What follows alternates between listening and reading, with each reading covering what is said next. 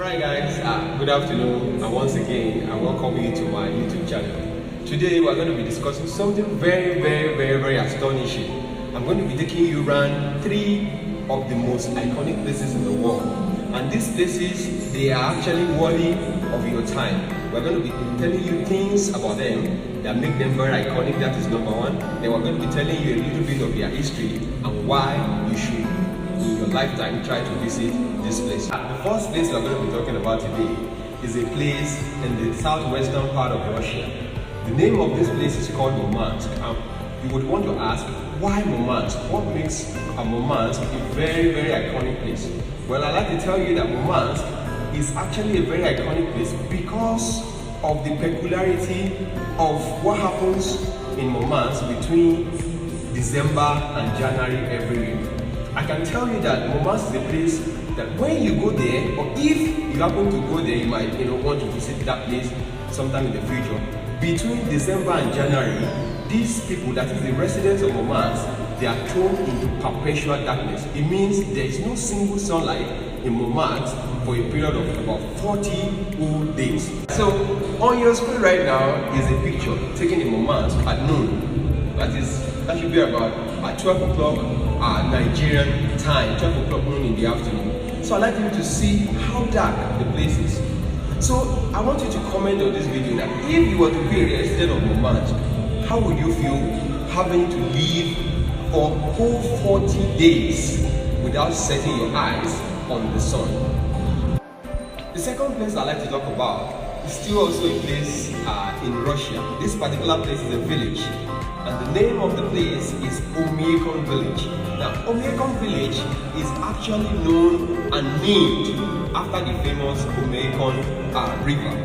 What makes Oymyakon so iconic and important? It is because of the extreme temperature of this particular place that we're talking about. Now, Oymyakon is actually a village in the southwestern part of Russia, and it is located in the Saka settlement of Russia. Now, this particular place is the coldest permanently inhabited settlement on earth. It means that residents of Oymyakon, they are exposed to extremely cold temperature every single day of their life. In fact, the average daily temperature in Oymyakon is about minus 50 degrees Celsius. This means that this place is extremely cold. It's very cold. I wonder if Nigerians will be able to survive in this place. Now, on your screen right now is a picture of Oymyakon. You can see how everywhere is snowy and icy. Residents of Oymyakon, generally, their lifestyle is very different from your everyday lifestyle.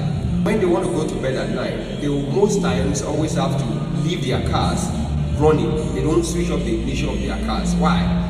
Because if they were to do, they stand a very high risk of waking up the next morning to seeing what they packed as a car yesterday turning into a rock, and the process is most times always irreversible. What do I mean? The fluid in their car that makes it functional will dry up and freeze out. Then the tires oftentimes turns out to actually become a rock also. Now on your screen is a picture of a car that has been parked, and the owner of the car has gone to bed. You can see that the light is fully on and the ignition is still on. The car is running. And on your screen right now is another picture, not of the same car, but of what would happen if the resident had not left the ignition on while he went to bed. So I can tell you that the temperature here is very extreme. Even when people walk on the street of Oymyakon, their eyelashes and their salivas will often turn into needles that can harm them if care is not taken. Another interesting and intriguing thing about Oymyakon is the main highway that leads to Oymyakon. Now, this highway is known as Kolyma Highway, and the nickname of this highway is the Road of Bones. Somebody want to know, why is it called Road of Bones? It's actually because of the numerous people that died while this road was being constructed. And when they died, they had no choice than to actually bury them underneath the road, or sometimes they had to make them part of the road. They had to use them to construct the roads, and the ones that were not buried underneath the road, they were buried beside the road, and that is why that road today is called the Road of Bones. The last part we'll be talking about in this video is Mongolia. Some of you might be aware of the country called Mongolia. Some of you might just be hearing it for the first time. But Mongolia is also a very, very cold place, not too far from Russia. And majorly the residents, or let me say the citizens of Mongolia, they are majorly nomads. They rear cattle, rear sheep, and the likes. Now, what makes this place iconic? Well, let me tell you why I would love to talk about this place in this video is because of the ancient practice in Mongolia, that is the Mongolian prison system. In the olden days, it was known that Mongolia treated some people, especially women that were found to be adulterous or some hardened criminals, by actually incarcerating them in what we call the Mongolian box or the Mongolian death box. Prisoners that were kept in these boxes, they were treated in the most humane, most barbaric, most unbelievable. The conditions they were actually exposed to were the most extreme of cruelty when it comes to actually treating or dealing with criminals. Now, the particular people that were kept in these boxes, they were actually people that were they were condemned to death. That is, the essence of keeping them in these boxes so that they could die eventually after a serious time of extreme torture. Now, what would normally happen is that these boxes are actually carved in such a way that they will not be able to stand, they will not be able to sit, and they will just have small openings where they can stick out their head and their hand, and that's about it. That's how they will be kept in the boxes. They are oftentimes fed maybe once a week or twice a week, and they actually left to starve after some time in the cold weather of Mongolia. On your screen now is a picture of a woman that was condemned to death because she was found to be adulterous. She was caught committing adultery, and she was sentenced to death by the way of incarceration in the Mongolian death box. You could see that she was trying to see if she could use her hands to open the box from outside, but unfortunately that was about the best she could do. She later died. If you read about these things, you find out she was later found to be dead after a very long period of time.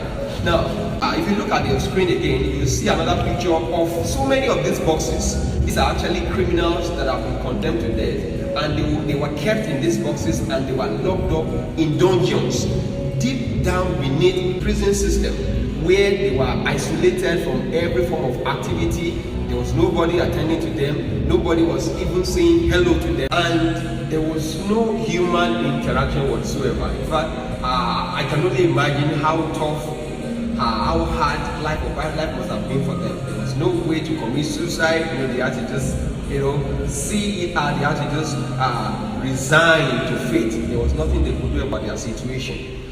So I'd like to ask you, which of these places do you find most interesting and most intriguing? And which of these places would you like to visit if you are to be given the opportunity?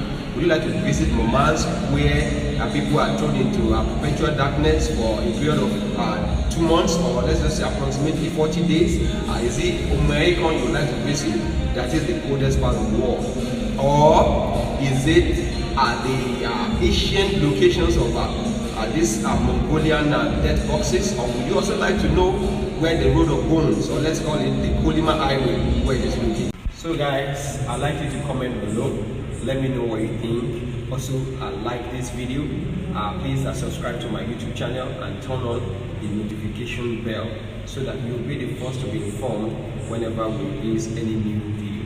I can promise you that on this channel, we are going to be, by the grace of God, visiting all these places. The long-term goal of this channel is to be able to take you live to these locations. But it's a long-term goal. We have to work gradually towards achieving this goal. So I can promise you that if you stay with us, the journey is going to be very exciting and very interesting. Thank you for your support.